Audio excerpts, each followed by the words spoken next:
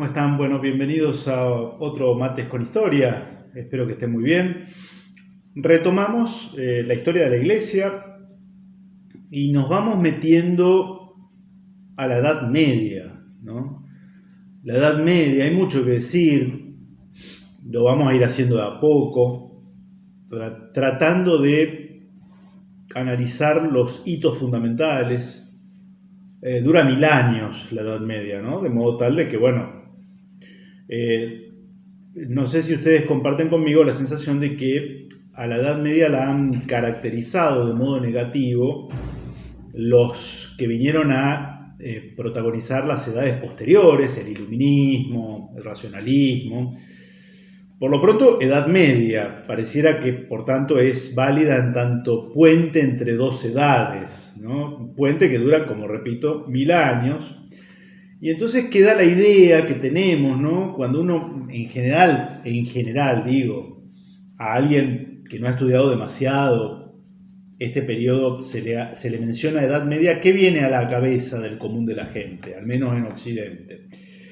Bueno, el oscurantismo medieval, ¿no? Entonces imágenes, vamos a tratar de poner de las últimas películas, ¿no?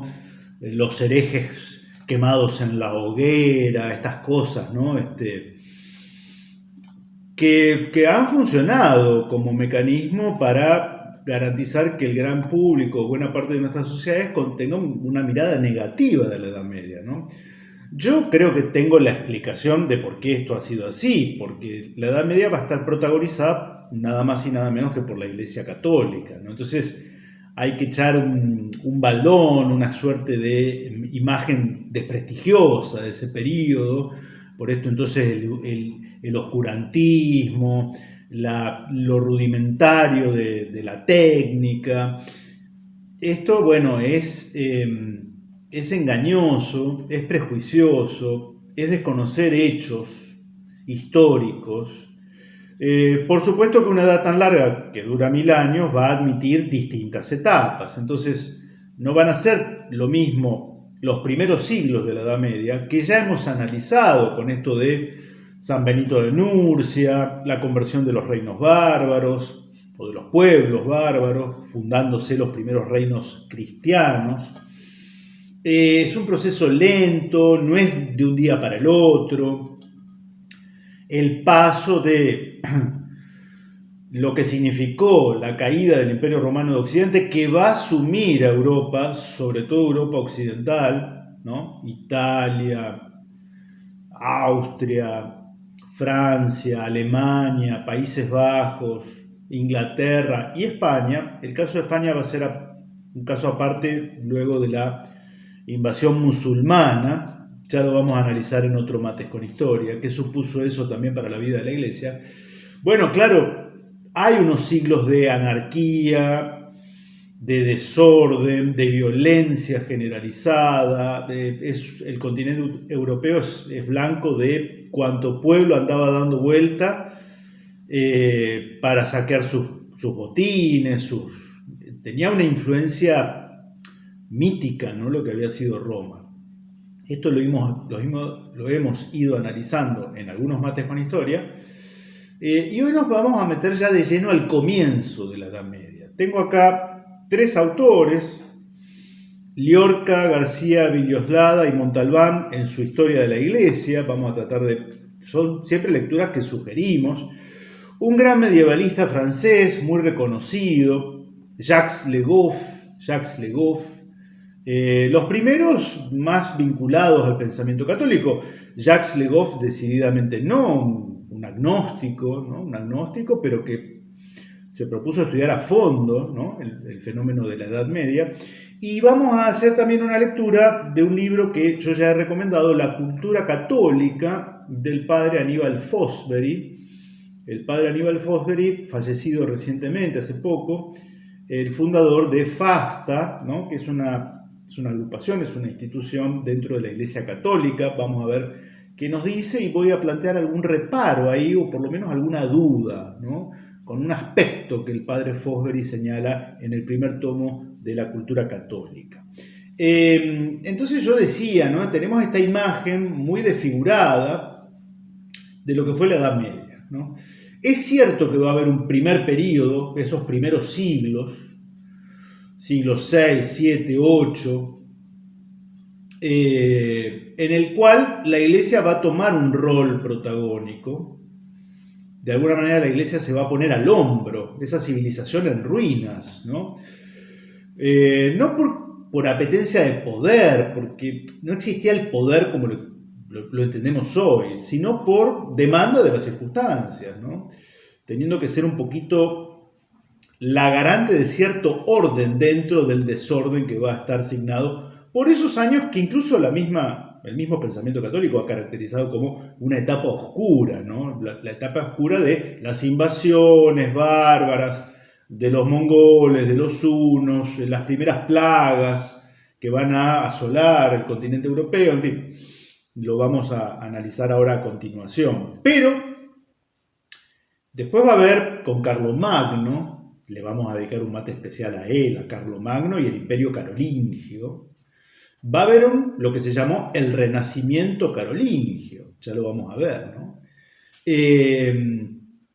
Y esa etapa oscura empieza a brillar, en algún sentido, en lo que va a ser luego el ícono de esta Edad Media que se asienta, la construcción de las catedrales, que aún hoy es lo que se admira de buena parte de las ciudades europeas diseminadas, ¿no? Por todo el continente, ¿no? Las catedrales, el gótico, ¿no? Entonces ven cómo hay que ir de a poquito, ¿no? Y hay que ir distinguiendo etapas, lugares, personajes, circunstancias, ¿no? Estos primeros autores que señalé, Llorca, García Villoslada y Montalbán, hacen una caracterización de la Edad Media que me parece oportuna en general, ¿no? Como etapa histórica. Caracterízase la Edad Media primeramente por la unidad cristiana, ¿no? La unidad cristiana, lo que va a derivar luego, conforme esto se va asentando, en lo que el padre Fosbury llama la cultura católica y lo que comúnmente denominamos lo que fue la cristiandad, ¿no? La cristiandad, un ámbito geográfico, cultural, signado, estructurado por los valores cristianos, ¿no? Por los valores cristianos. Por eso también nos cuesta tanto hoy entender la mentalidad del hombre medieval, ¿no? La mentalidad era como que tenía otro chip, muy distinto al nuestro, quizá incluso hasta opuesto al nuestro. O nosotros somos, me refiero generacionalmente, ¿no? Culturalmente hoy, la contracara de aquel ideal de cristiandad, ¿no? Por eso nos cuesta tanto entender cómo actuaban, ¿no? Esas personas hace 1200 años. ¿Qué hace esta unidad cristiana de todas las naciones europeas una comunidad internacional? Una hermandad de pueblos bajo la cabeza moral y espiritual del romano pontífice. Vicario de Cristo, es decir, representante de Cristo, ¿no? En la tierra, a quien se someten los reyes en aquellos negocios que pueden servir o dañar al bien espiritual de los individuos, y de los intereses del cristianismo. Esta solidaridad moral de las naciones y este servicio del poder temporal al espiritual es como un reflejo de la Civitas Dei, la ciudad de Dios de San Agustín, ¿no? Por más que en este no se halle rastro de supremacía político-cultural del papado. Propiamente la sociedad cristiana medieval no tiene más que una sola cabeza, que es Cristo Rey, cabeza invisible que actúa místicamente en la Iglesia y de modo visible por su representante, el Papa. Por el emperador, creación pontificia para protección y salvaguarda de Roma y del catolicismo, y por los príncipes seculares que rigen las naciones cristianas con autoridad emanada de la fuente de toda autoridad, que es Dios, ¿no? Entonces, claro, esto dista mucho de cómo concebimos hoy. O sea, la Europa de la actual Unión Europea claramente no parte de este presupuesto, ¿no? Continúan estos autores en esta caracterización genérica de la Edad Media, ¿no? De este periodo. Por lo dicho, se puede inferir y adivinar un rasgo muy característico, a saber, la preponderancia inmensa de la Iglesia en el orden político, la preponderancia inmensa de la Iglesia en el orden político, en el social, en el cultural y hasta en el económico de aquella edad. Clérigos son todos los directores del pensamiento europeo. La Iglesia es la educadora de los individuos y de las sociedades. Así que bien podemos señalar el eclesiasticismo como nota distintiva del medioevo, a diferencia de otras épocas históricas. Un rol tutelar que tiene por protagonista, por antonomasia, a la Iglesia católica. Al fin y al cabo, la Iglesia había sido la civilizadora de los pueblos bárbaros, la que salvó la tradición científica del Imperio Romano, la que verificó esa cultura antigua para que no se anquilosara como en Bizancio. Vamos a analizar Bizancio y el Imperio Romano de Oriente y el cristianismo en ese ámbito cultural que es un poquito ajeno al nuestro, ¿no? Que somos occidentales, ¿no? Sino que se desarrollara con nuevos elementos. Esto, insisto, en que los prejuicios hay que dejarlos a un lado. Yo puedo entender que haya quienes visualizan este video que no sean creyentes, está perfecto. Hoy, por otro lado, asumo, no sé si será la mayoría de quienes son nuestros interlocutores del otro lado, pero una buena parte lo son, ¿no? Pero reitero lo que ya he dicho en Mates con Historia anterior, dedicado a la obra de San Benito de Nursia, la creación del monacato occidental, el monasterio, ¿no? Que se estructuraba en base al claustro donde vivían y trabajaban los monjes, benedictinos y de otras órdenes, la iglesia donde se adoraba a Dios y la biblioteca. Los que tienen este preconcepto respecto de la Edad Media no suelen incluir o no tienen en cuenta que existía una biblioteca y existían también laboratorios donde los clérigos que tuvieran inclinación por algún arte, oficio o ciencia desarrollaban así su actividad, ¿no? Allí su actividad.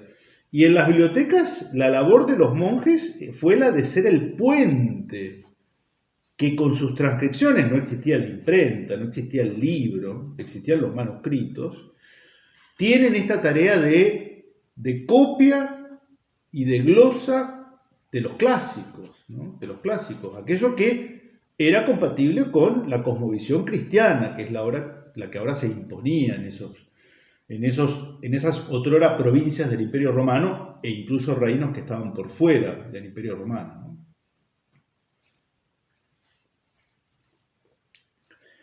Y estos autores después agregaban como otra nota característica algo que va a acompañar a este periodo, que va a ser el sistema feudal, ¿no? El feudalismo como modo de vincular las clases sociales en esa Europa que se encamina hacia la Edad Media, lo cual lo vamos a analizar en un Mates con Historia aparte, porque me parece que es un subtema que merece un análisis por separado, ¿no? El feudalismo. El feudalismo también hay mucho prejuicio, ¿no?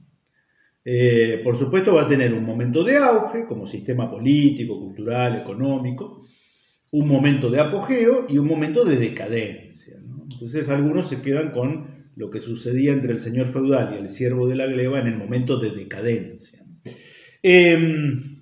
El padre Fosbury acá dice algo respecto de este momento histórico que me parece que es digno de leerlo y compartirlo con ustedes, y yo voy a marcar alguna duda que tengo respecto de alguna afirmación que o yo no entiendo del todo bien.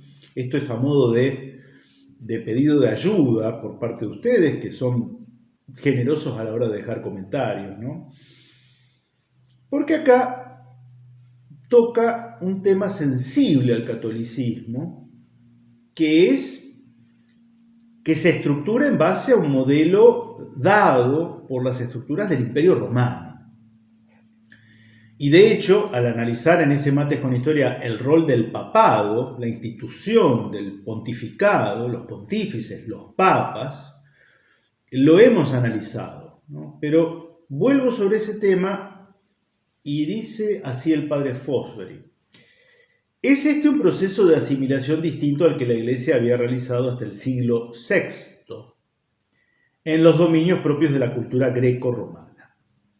Se refiere a la conversión de los otros pueblos bárbaros que no habían integrado parte del Imperio Romano. Durante el largo periodo que dura la antigüedad, los cristianos solo yuxtaponen su formación específicamente religiosa con la formación clásica que ellos reciben en la sociedad. En estos primeros siglos hay entre el cristianismo y el clasicismo un lazo íntimo que informa la incipiente realidad doctrinal cristiana desde la civilización greco-romana. Esto lo hemos visto, ¿no? De esta cultura recibe su impronta esencial. Y esto es tan importante como el hecho de que el Corán haya sido formulado en árabe. No se trata de una simple opción circunstancial. Atento a lo que dice el padre Fosbury, yo tengo mis reservas, ¿no? Porque anticipo, creo entender de sus palabras que él no admite una iglesia católica que no esté estructurada en base a la latinidad o a la romanidad. Y la pregunta es, y supongamos que mañana acontece un cataclismo, Dios quiera que no, pero que la iglesia es en Roma y en Europa occidental minoría y debe trasladarse a otro lado. O si quieren, de otro modo. La gran inmensa mayoría de los fieles católicos bautizados que se ven como católicos apostólicos romanos ya no están en Roma, están en otras partes, en otros continentes. ¿El papado debe permanecer en Roma o puede trasladarse a otro lugar? América, África, Oceanía. Es una pregunta que me hago, ¿no? No se trata de una simple opción circunstancial en razón de la cultura circundante, como lo podría sostener modernamente Schillebeeckx, para quien la Iglesia eligió, sobre el final del primer siglo, el modelo joánico de la fe, tocado del helenismo grecorromano, pero pudo haber tenido otra opción, como se podría dar en la actualidad. Hacer esta afirmación supone desconocer, dice el padre Fosbury, que la Iglesia no es una forma doctrinal y vivencial entre otras muchas posibles. La Iglesia tiene la impronta que ha recibido de su fundador y que se encarna y manifiesta en sus dos coprincipios, los apóstoles y el Espíritu Santo. Es en comunión con esta Iglesia concreta como se ha desarrollado en el curso de la historia el encuentro de los hombres y las sociedades con su salvación. Y en esa iglesia concreta, la civilización greco-romana impone una impronta cultural que no podrá ser abandonada sin quebrar la ajustada formulación doctrinal de su fe. Esto confieso que no lo entiendo, o tengo mis dudas. O sea, es como que entiendo que quiere decir el padre Fosbury que lo católico es consustancial con lo romano.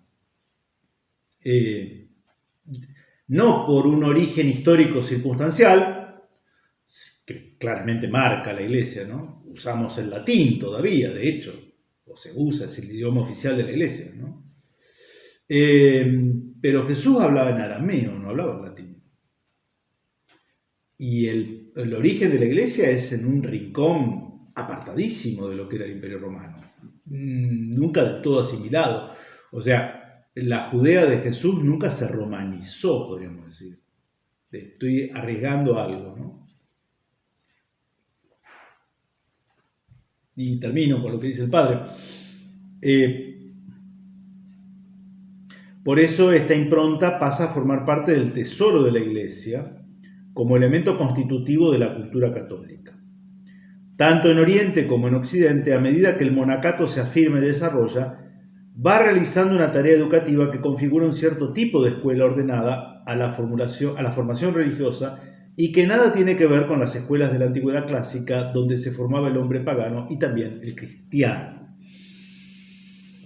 Entonces, claro que nos ha marcado lo latino y lo romano, por supuesto. De hecho, a mí mi profesor de historia, que en un colegio católico nos enseñaba oraciones a recitar en latín. Rezábamos el Ángelus en latín, ¿no? Sabíamos rezar el Padre Nuestro, Ave María y Gloria. Y resulta que al día de hoy, si uno viaja a otro país, uno va a misa en República Checa, por ejemplo, o a Budapest, idiomas incomprensibles para mí, ¿no? El húngaro o el checo. Si en algún momento uno de los sacerdotes que celebra resuelve o decide que se recite el Padre Nuestro en latín, yo me siento parte, mucho más parte, por compartir con los feligreses locales el idioma que compartimos todos, ¿no? Por eso la Iglesia me parece que hace mal en abandonar en las últimas décadas el latín, por lo menos el conocimiento litúrgico del latín, que se aprende como los chicos hoy aprenden la letra de una canción de rock, ¿se entiende? Tampoco es un gran esfuerzo, ¿no? En fin, eso es una cosa. Ahora, a futuro, la Iglesia Católica es romana y si no, no es. No sé, tengo mis dudas. De hecho, cuando rezamos el credo, decimos que creemos en la Iglesia que es una santa y católica. No dice romana el credo. Cuando recitamos el credo, decimos que creemos en la Iglesia que es una, santa y católica, ¿no? Pero no decimos que sea romana esa Iglesia. En fin, es para reflexionar. ¿Y qué nos dice Jacques Le Goff, este medievalista francés? Nada católico, ¿no? Al evaluar la Edad Media, dice algo que es interesante. O sea, con una objetividad rigurosa y con una honestidad intelectual, el tipo se mete con el estudio de la Edad Media tratando de no caer en los estereotipos negativos, ¿no? Porque la protagonista de esa edad fue la Iglesia Católica.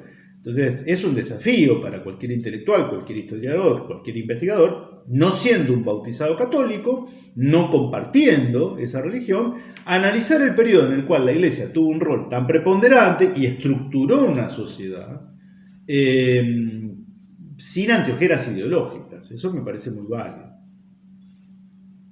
Digo porque acá somos católicos y ponderamos el rol de la Iglesia, pero también está bueno ir a autores que no lo son y que tienen una mirada muy creativa, muy innovadora, muy aguda sobre este fenómeno, ¿no? Vamos a ir, en los próximos Mates con Historia, la cuestión de la Edad Media da para muchas lecturas desde muchos lados distintos.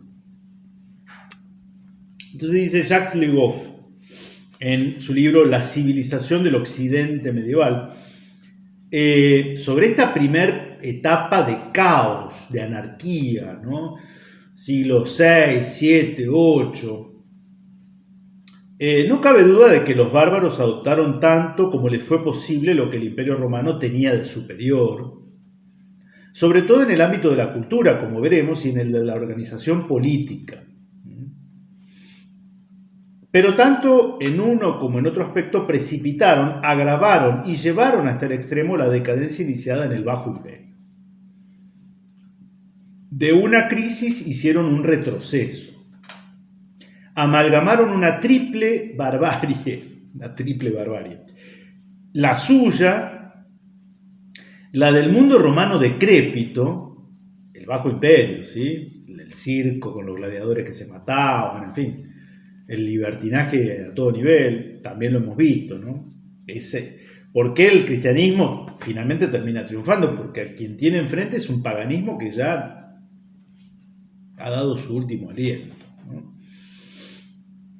Y la de las viejas fuerzas primitivas anteriores al barniz romano y liberadas por la desaparición de ese barniz bajo el rudo golpe de las invasiones, los pueblos paganos previos a los romanos, ¿no?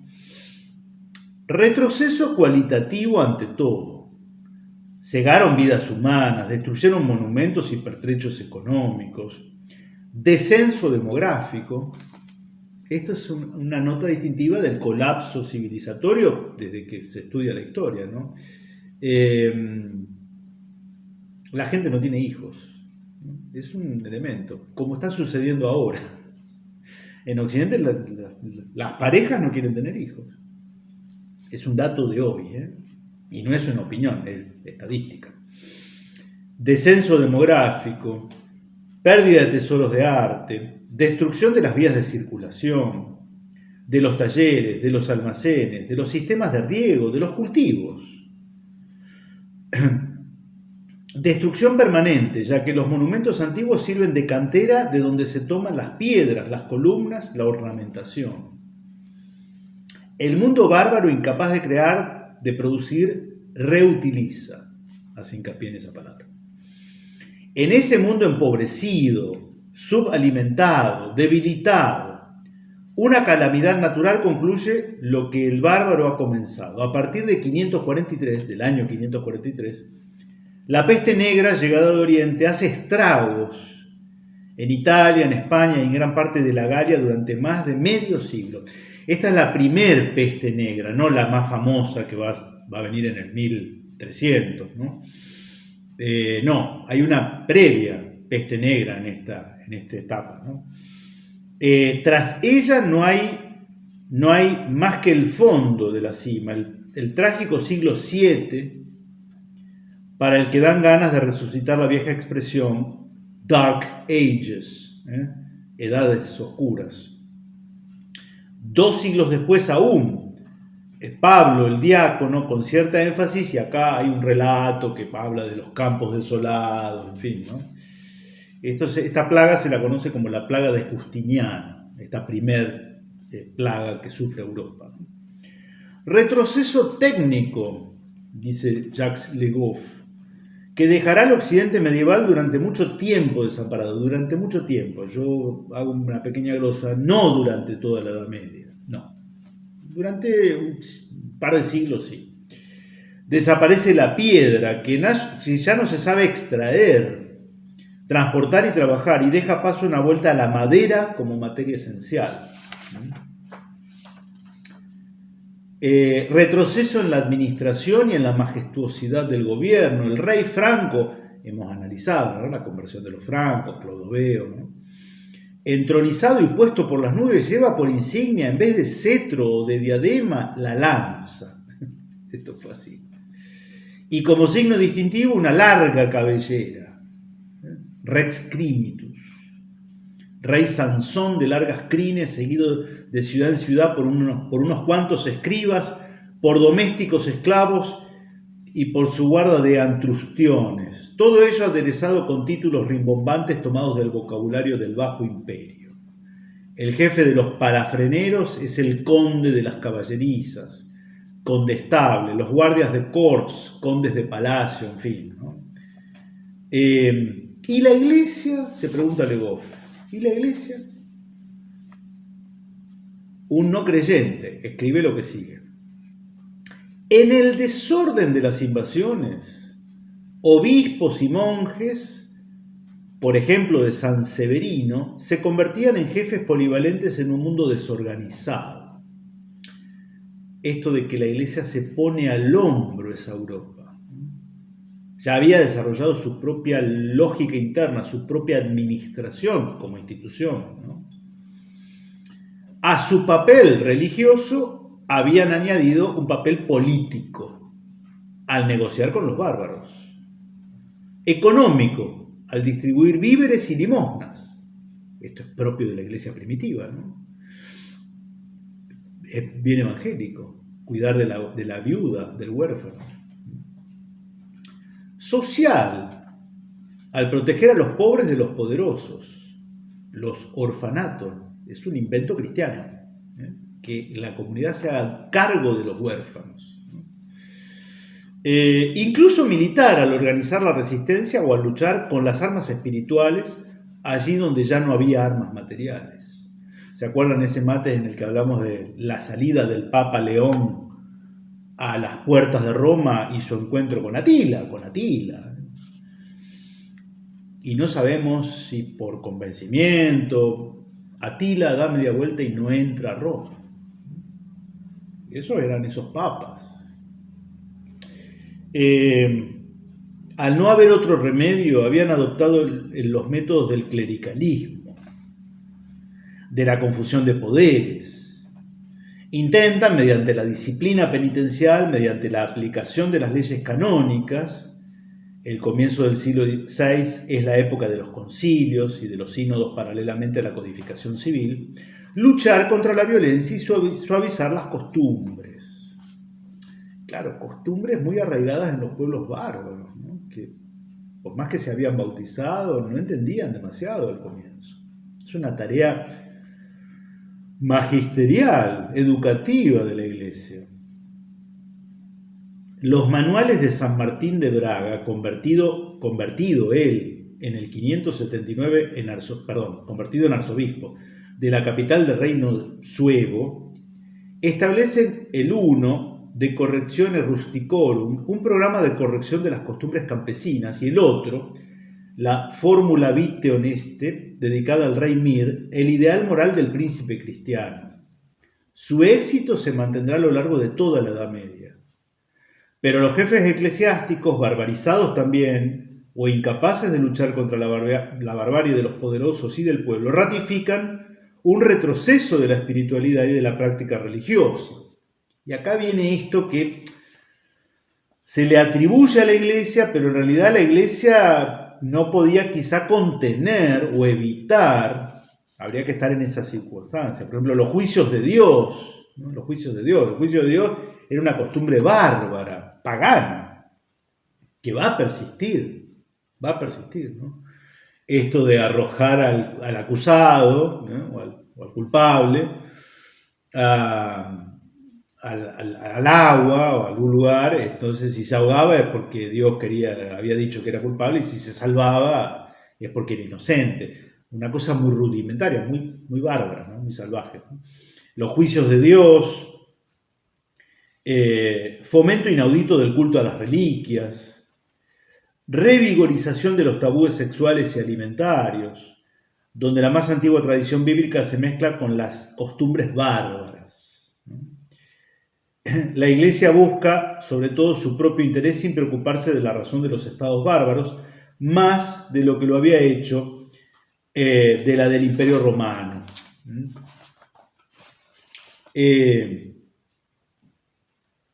Y termina haciendo una cita al Papa Gregorio Magno. El pontificado de Gregorio Magno, Gregorio el Grande, ¿no? 590-604. El más esplendoroso del período, es también el más significativo. Gregorio, antiguo monje, elegido papa durante una crisis de la peste negra en Roma, piensa que las calamidades anuncian el fin del mundo, y para él el deber de todo cristiano es hacer penitencia, desligarse de este mundo para prepararse al que se avecina. No piensa en extender la cristiandad, en convertir, ya se trate a los anglosajones o a los lombardos, sino es para desempeñar mejor su papel de pastor, a quien el Cristo del juicio final pedirá constantemente cuentas de su rebaño. Los modelos que propone en su obra de edificación espiritual son San Benito, es decir, la renuncia monástica, y Job, es decir, la renuncia integral y la resignación. ¿Para qué continuar recolectando cuando el que recolecta va a desaparecer? Es una cita, ¿no? Que cada quien eche un vistazo al curso de su vida y verá con qué poco le basta. Las palabras del pontífice que tanta influencia iba a ejercer son también una apertura a la Edad Media, tiempo de desprecio del mundo y de desvinculación de la tierra. Esto, para ir concluyendo, es lo que tanto nos cuesta entender de la Edad Media, que va a ser una etapa en la historia de la humanidad, o al menos del Occidente, en la cual los valores espirituales tenían primacía sobre los valores materiales. Esto es lo que nos cuesta entender hoy, en donde se da todo lo contrario. Por más que nos definamos creyentes y seamos muy devotos y recemos el rosario, vivimos en una cultura en la cual la primacía lo tienen los valores materiales, ¿no? Si el hombre de esta etapa de Gregorio Magno tenía como fin último, como anhelo íntimo, último y máximo, salvar su alma para la eternidad, el hombre moderno lo que tiene como anhelo máximo es ganar el Quini 6, ¿sí? Por la lotería, ¿no? Y vivir esta vida plagado de comodidades, confort, lujos, etc. Es un cambio total, ¿no? Entonces, por eso nos interesa mucho destacar este aspecto de que nos resulta ininteligible, incomprensible con el chip de una sociedad que estructura sus valores con la primacía de los valores económicos o materiales, aquella otra sociedad que era diametralmente lo contrario. Yo le decía a mis alumnos en esa carrera de martillero público en la UCA cuando daba una materia, Doctrina Social de la Iglesia, lo siguiente también. Decir que la Edad Media, en la Edad Media se va a estructurar la sociedad con la primacía de los valores espirituales no significa que todos fueran santos para los altares. Había robo, había asesinatos, había corrupción, claro que lo había, como lo hay hoy. Pero había un ideal que era distinto, Como hoy, el ideal es el ser millonario y no todos lo logran, o todos lo logran. No todos lo logran. La mayoría no somos millonarios, ¿no? Pero tenemos puesta nuestro corazón en eso. Eso es lo que motiva el deber ser, el ideal, a cubrir. Y nuestra sociedad se ha descristianizado en ese sentido, en un proceso de inversión, de dar vuelta, de trastocar esos valores. Mi profesor Luis D'Aloisio, que nos daba clase en la década del 80, ya lo decía con todas las letras. Porque la gente confunde que no, pero todavía tenemos feriados religiosos y la procesión a Luján es muy convocante. Estamos de acuerdo, esa es una lectura, pero eso no significa que la sociedad siga siendo cristiana, ¿sí? Porque una sociedad cristiana, digamos, él daba el ejemplo, es como si mañana ustedes reciben de madrugada, reciben un WhatsApp, un TikTok, en el cual el Papa nos convoca a una jornada de ayuno y penitencia de rodillas rezando el rosario en la vía pública. ¿Quién lo sigue? ¿Quién de nosotros hace eso? Si el WhatsApp lo manda X diciendo que el primero que llega al mástil mayor de la Plaza 25 de Mayo, la plaza de donde ustedes vivan, le será acreditado 10 millones de dólares en su cuenta sueldo, y ahí sería un despiporre de gente, ¿no? Bueno, entonces, ¿somos una sociedad espiritual, cristiana, en la que tienen primacía los valores espirituales o somos lo otro? Seamos honestos. Bien, para ver qué es lo que queremos de nosotros y de nuestra cultura circundante, está bueno saber cómo es la historia de la Iglesia, ¿no? Hemos empezado esta etapa muy característica que es la Edad Media, lo vamos a ir haciendo poco a poco, desbrozando cada uno de los elementos que consideramos pueden ser de interés. Les dejo un saludo. Que estén muy bien, nos vemos la próxima, si Dios quiere.